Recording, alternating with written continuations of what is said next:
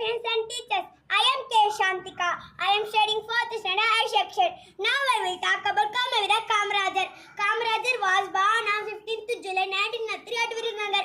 Kamarajar parents are Kumarasamy Naidu and Sivagami Ammal. Kamarajar birthday celebrated on Education Development Day. He was a Chief Minister of Tamil Nadu at 9 years. Kamarajar opened many schools, dams, etc. He introduced free education, free midday meal schemes in all government schools. He was a freedom fighter. He was called Kingmaker. Kamarajar died on October 2nd, 1975.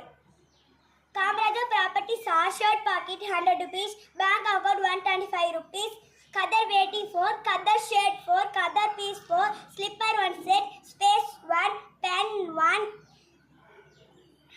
some results 6. Kamarajar lived fully poor people. So I love so much Kamarajar.